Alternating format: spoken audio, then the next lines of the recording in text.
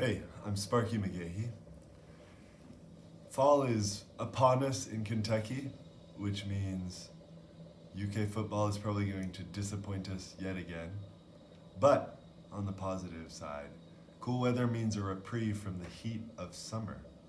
So I wanted to share 5 strategies for combating cold weather this fall and winter.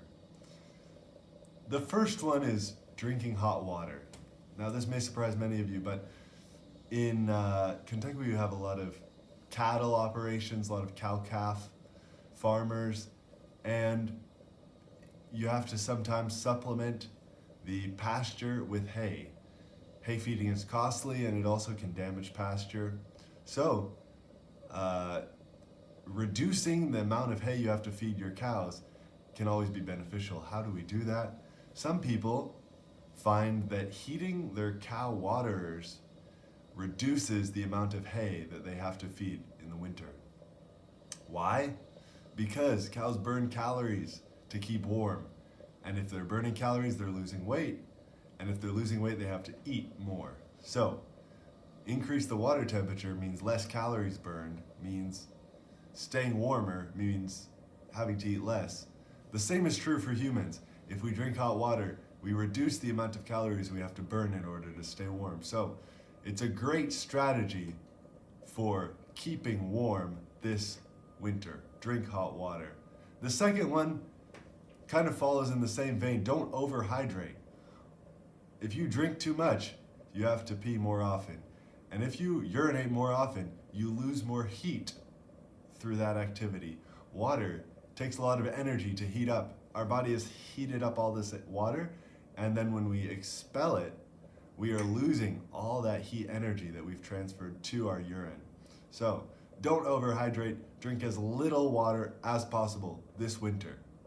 The third tip I have for you all is keep your hair long or long-ish, or wear a hat if you don't have hair. Here's my thought on this.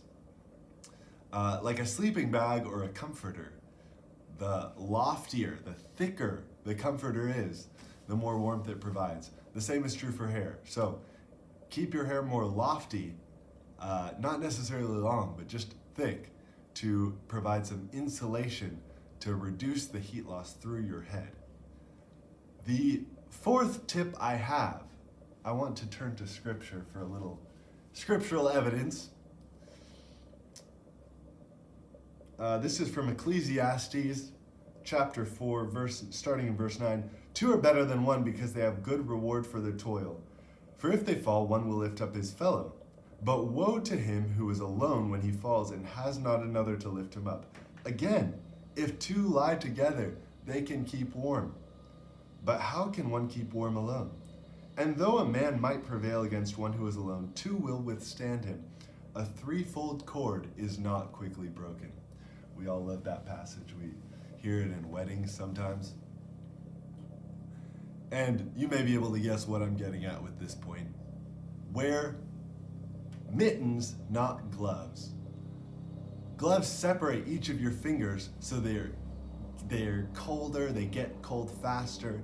But if you wear a mitten, it keeps all your fingers together so that they can warm each other up and your hand will stay warmer for longer. The fifth and final point I have for you all, I think this is a pretty well-known point of how to stay warm, pretty well-known strategy for keeping warm in the winter, which is facial hair. If you've ever been up to the top of a mountain, you'll notice that the plants are not very tall. You don't see like tall trees, you don't see, super long grass. You see shorter grass, you see stubbier trees, and if you go really high up, you'll notice that all the vegetation is like this tall. Why is that? It's because, one of the reasons, there are probably many reasons, but one reason is wind speeds are higher at higher altitude. And even at higher altitude, on the top of the mountain, if you go 30 feet up from the surface of the ground, the wind is moving a lot faster than it is 3 inches from the ground. And so those plants lose less water to evaporation, they're able to stay warmer, and survive better by growing smaller. And I think actually genetically, even some of those plants, if you were to grow them in a lower altitude, would still stay shorter, just because they're equipped genetically now to avoid those fast winds. Now, the same is true of facial hair. You will break the wind speed over your face by having facial hair. And if you break the wind speed over your face, you lose less heat to wind. I also suspect that it will help through the same mechanism of like insulating the head, insulate your face with the facial hair. But I think actually the main benefit is reducing wind speed across the face. So I just wanted to share those 3 tips with you. I hope they're helpful. I hope you get a lot out of this. And stay warm this winter. Enjoy the beautiful fall weather. Thanks. Oh, one more thing. The facial hair thing. This is for my double X chromosome friends as well.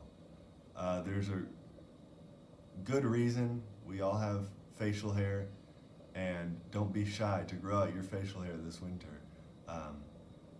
Peach fuzz, whatever, because yeah, women have facial hair for a reason.